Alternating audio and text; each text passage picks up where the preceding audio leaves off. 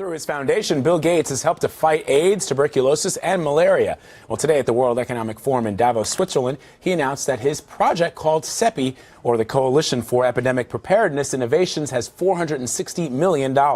He sat down with CBS News to talk about how that money will go to preparing for the next great epidemic.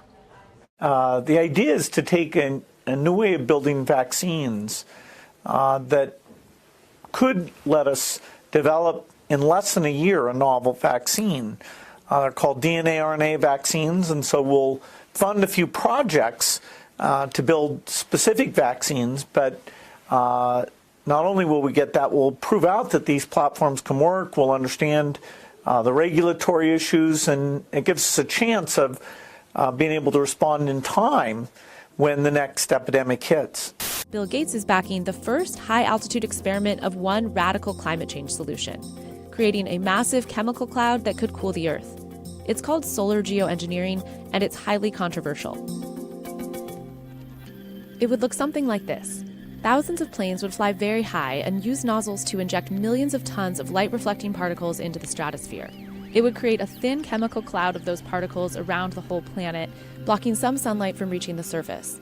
It would mimic a giant volcanic eruption, which we know cools the Earth. It also comes with significant risks and uncertainties. Things like mass famine, mass flooding, drought, of kinds that will affect very large populations. It could weaken monsoons in India, China, and Africa enough to affect crops. It could eradicate blue sky. You start increasing the amount of diffuse light and you have less direct light, which is the same thing as saying it looks hazy and white.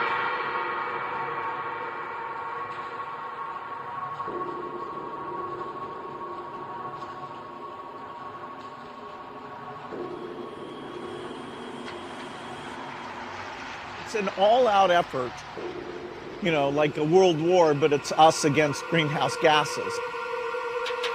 So it's a fitting moment to reflect on the progress we're making towards financing the Sustainable Development Goals. The largest source of additional financing for the SDGs will have to come from increases in tax revenue.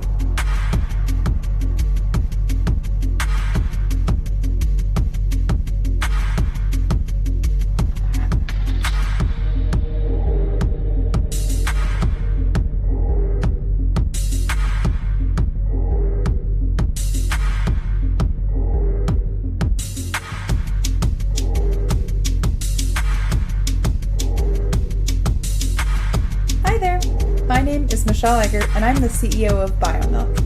Here at BioMilk, we're creating cultured breast milk outside of the body. We're able to provide a product with the nutrition of breast milk, but the practicality of formula. We are able to use our proprietary technology to create breast milk outside of the body, just in the way it's produced in the body, by harnessing the evolution of human mammary epithelial cells.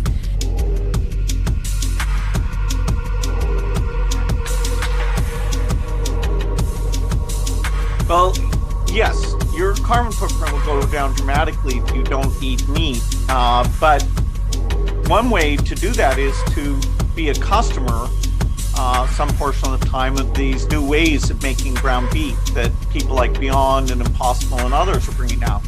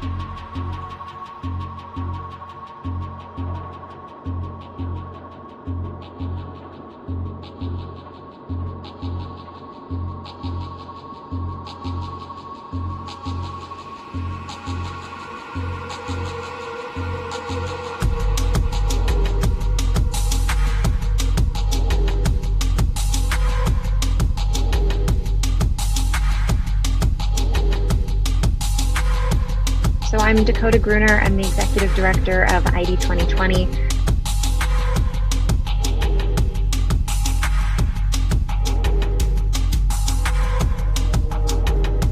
I grew up in Berkeley, went to Brown for college where I studied biology and political science.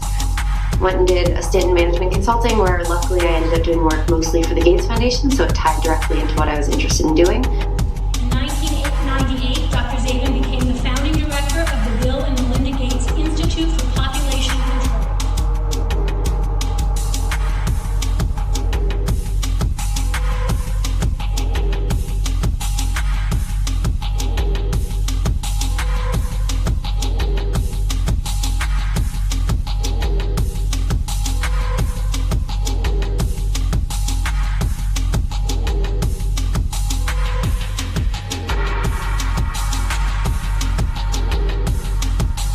Unfortunately, the current vaccines are good enough that if we just keep taking those, then at least in terms of severe disease and death, you have very good protection. I'd hope the duration would be longer, but the data coming out says that if you're older, it's not good enough. You need to keep revaccinating. It's not good enough. You need to keep revaccinating.